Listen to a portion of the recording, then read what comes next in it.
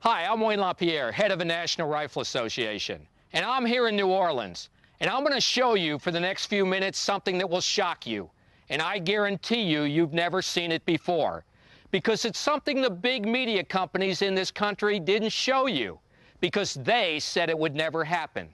They said the government would never come into your home and confiscate your firearms. They said the government would always be there to protect you. You stay tuned and watch, because right now I'm going to show you the truth.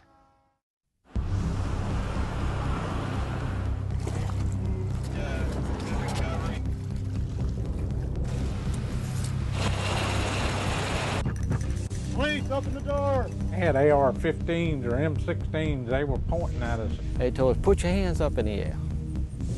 Let us see your hands. They're drawing down on me, and they let the looters run rampant for over a week?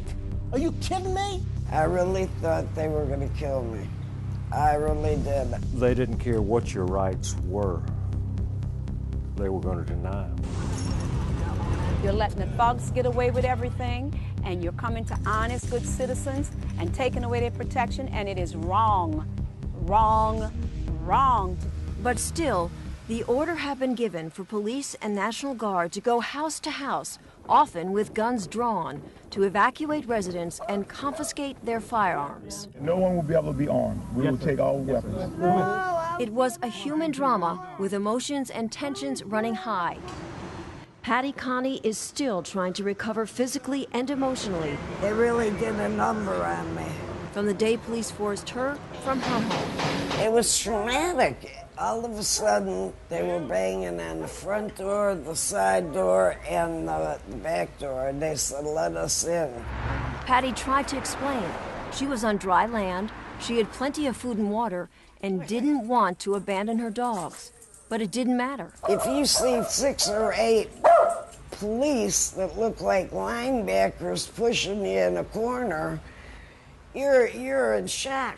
I'm saying, look at all my food. I got plenty of food. They kept pushing me back,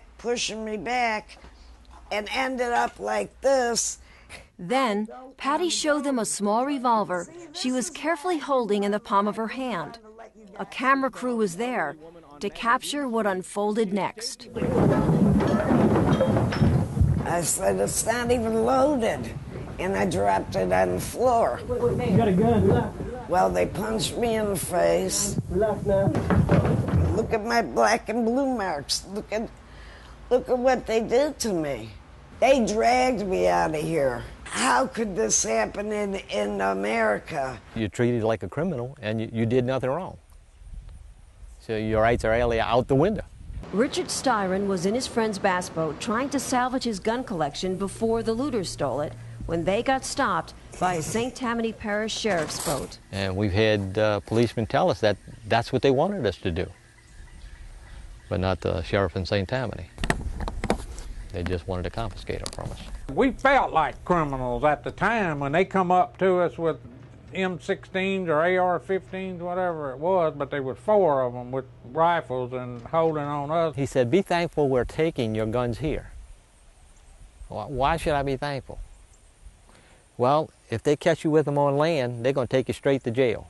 I felt like it was un-American and then we had been violated. They took something from you. They stole something from you. That's the only way to put it. They took something that they didn't have a right to take. You know, the more I think about it, the madder I get. Jim Richard's home was badly damaged by Katrina, but when he tried to save his gun collection, Had most of them stored up top. it too was confiscated by law enforcement. You know, they had no jurisdiction here. You know, I'm a law-abiding citizen, protecting myself, you know, and property. Yeah, they had no right to take them. But the authorities didn't stop there. What I feel is that we're losing control of who we are as a nation. Robert Zoss was forced to evacuate when a tree destroyed both of his family's homes. Loaded with dogs, kids, people.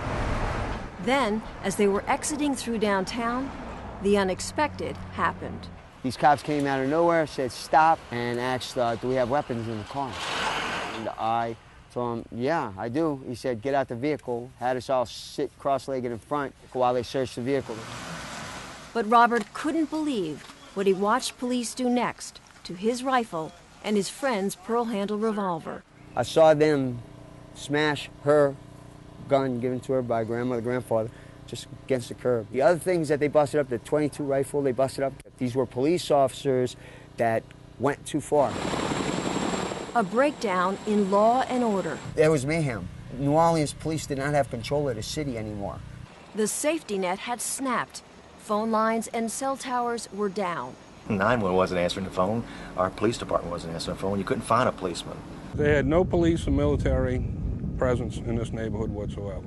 It was just you and that constant feeling of hopelessness, of living in fear, knowing there was no easy way out. There was so much gunfire around here. At nighttime, you could smell it in your nose and taste it in your taste buds.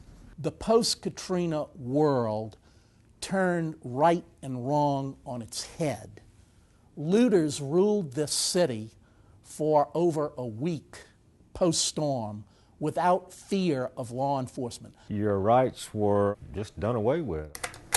Buell Teal, a commercial crabber, was asked by emergency personnel to help find a safe water route for a barge carrying supplies to get into New Orleans.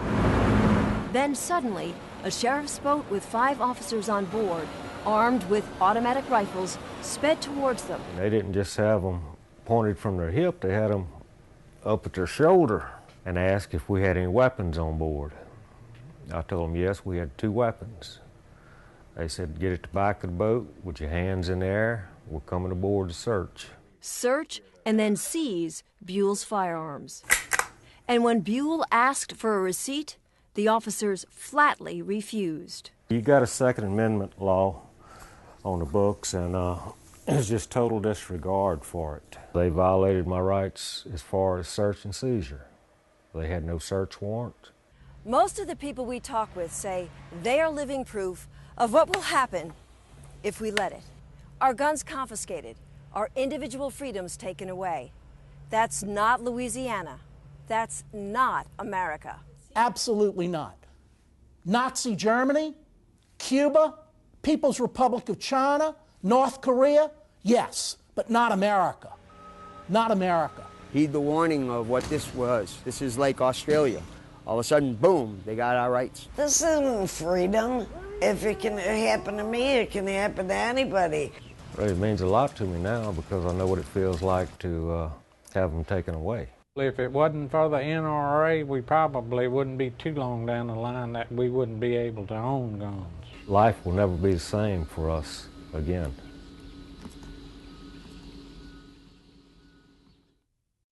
Wherever you live, I want you to think about something right now.